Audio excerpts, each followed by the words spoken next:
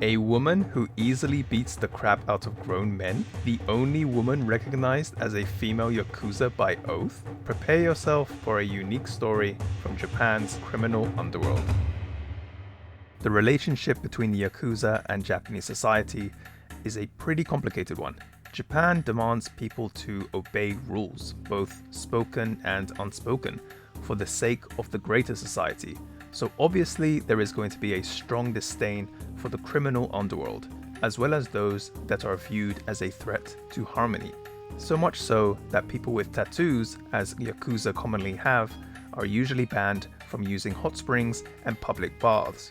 And yet, the Yakuza can have a rather romanticized image due to their strict code of honor, such as duty to the group and being obligated to those who have helped them, seemingly reflecting many of the core values that Japanese society upholds. For many delinquents, the Yakuza are the ultimate symbol of power and strength, with many looking to get themselves into those groups. For those like me who have watched Yakuza-based movies or played the Yakuza games, you might have probably noticed one other thing.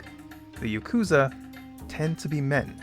Women who are dubbed Yakuza are usually the wife of one, or have some other family relation.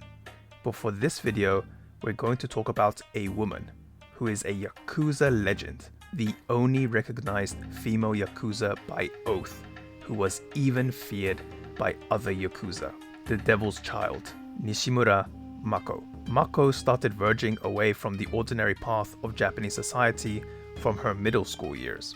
She ended up not going to high school and instead spent her days in her home prefecture of Gifu, beating the crap out of delinquents and even the local Yakuza. Her whole body is covered in tattoos, symbolizing her stray away from regular society, a process she started when she was just 18.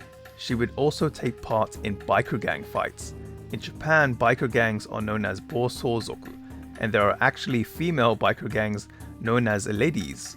But Mako wasn't a part of ladies, but with the guys, meaning she would get into fights with men and win. To say she was strong is an understatement.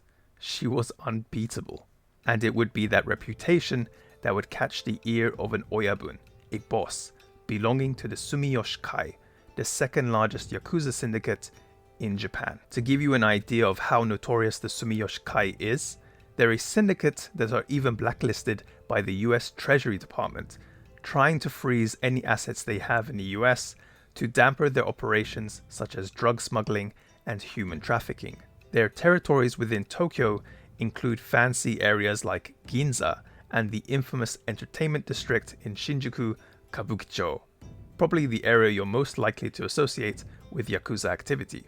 As I mentioned before, most delinquents look up to the Yakuza and would kill, probably literally, for a chance at becoming one. Mako was no different. When she was brought to the oyabun, he said to her that it would be a waste if she was just, quote-unquote, someone's woman, and offered to bring her into the syndicate just like he would if she was a man, through an oath of allegiance.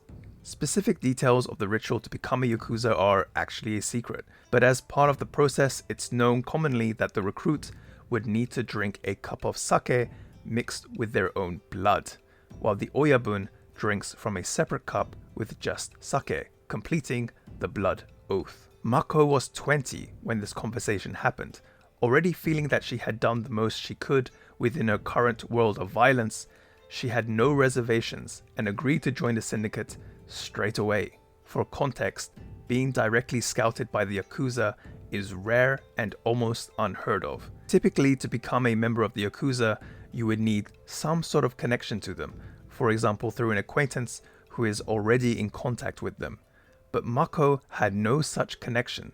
This opportunity for her was created purely through the reputation she had made for herself by being the toughest fighter in the region.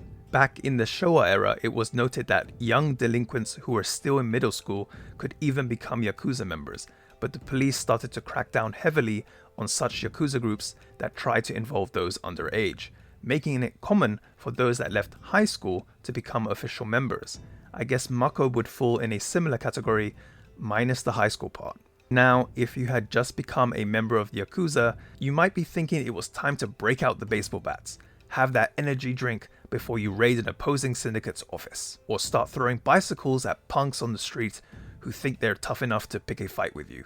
But not so fast. Yakuza are known for their strict code of conduct, and aren't actually allowed to start bashing people's heads in for no reason. This is especially so for members of the public, drawing police attention and facing massive crackdowns, possibly damaging operations, is not exactly what the Yakuza want. The Yakuza are all about intimidation and control. Violence can lead to a loss of that control. So no head bashing. In fact, when you first join the Yakuza, you're not battling with punks on the streets, but turds in the toilet. As for the first 2 or 3 years, you can be assigned the status of Heiazumi, which is exactly what happened to Mako. Heiazumi, within the context of the Yakuza world, is essentially the Yakuza's prohibition period. This is the time where you learn things like Yakuza etiquette and the basic knowledge required to survive in the Yakuza world. You will be at the beck and call of formal members, doing everything from cleaning, serving tea, to washing Oyabun's car. This can also be one of the most difficult periods for newbies, as they are often the target of abuse from other members, and can even be beaten if they make a mistake or just get on the members' nerves for whatever reason. What's interesting though is that back in the day, this was actually a desired place to be if you were in a bigger syndicate, as you would essentially be guaranteed to get money, usually getting paid directly from the boss, but also through tips from other members, which could add up to quite a decent amount. But Mako wasn't given any special treatment, and went through some pretty tough moments during this period, including having a gun pointed at her head from someone higher up who wasn't really a fan of her. Definitely doesn't sound desirable to me. Another difficult thing she went through during this period is needing to cut off part of her pinky finger because she was caught doing drugs. She says this was very frustrating for her because everyone was doing drugs, and yet she was the one who was told to cut off her finger. As some of you might know, the act of cutting off your finger like this in the Yakuza world symbolizes remorse or is used to punish someone. But Mako, using a Japanese sword, wasn't very good at cutting off the small part of her finger and ended up cutting a bit more than she intended to. And just so you know, even though she couldn't accept the reason she was told to cut off her finger, she did think it was cool. Just wow. One thing to also point out here is that Mako was the only woman doing Heiazumi, which might make you think that some members might have tried to take advantage of her in a sexual way. But according to Mako, she was treated just like a man. In fact, due to her reputation in her home prefecture of Gifu, no guys even dared to ask her out. After 3 years, Mako finished her period of Heiazumi, and now she had to make money. In Japanese, the activity for getting the green when you're a part of a gang like the Yakuza is called shinogi. In her case, this was selling drugs, guns, doing blackmail, running an izakaya, which is an informal Japanese bar, and also being a part of a prostitution racket. One thing's for sure, she was definitely a hard worker. She also seemed to be really into guns, and although she states she never shot anyone, she would test fire the guns, and not during the night, but during the day, while a train is going by as a means to mask the sound of the gunshot. She said everyone used to do this.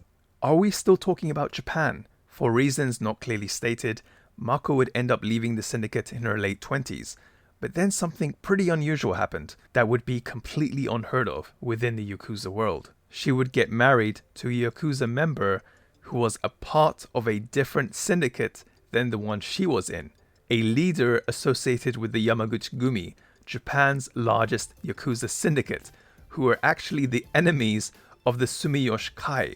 But then, get this, Mako in her early 40s would then return to the Sumiyoshi Kai, meaning there was a period where members of Yakuza syndicates that were enemies with each other were living under the same roof, married. Crazy. Mako says she met him during a dinner party that he just happened to attend.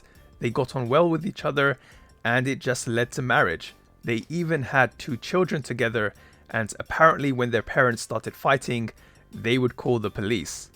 I bet those fights were legendary. After going back into the Yakuza world, Mako felt that things had changed for the worse. Back in the day, you would join a Yakuza faction because you had admiration for the Oyabun and wanted to dedicate your life to them. But now it was all about money, and things like honor and respect were no longer present. Mako would leave the syndicate for the final time in her late 40s and now dedicates her time to volunteer work and talks about her life story very openly through the media. Anyway, that's going to be it for this video, guys. Thank you so much for watching this video about this unique individual. I would have never have known about Mako if it wasn't for this comment. So a huge shout out to you. Thank you again. I am reading all of your comments. So if you do have someone you would like me to cover related to Japan, Japanese subculture, that sort of thing, then please let me know and I'll look into it.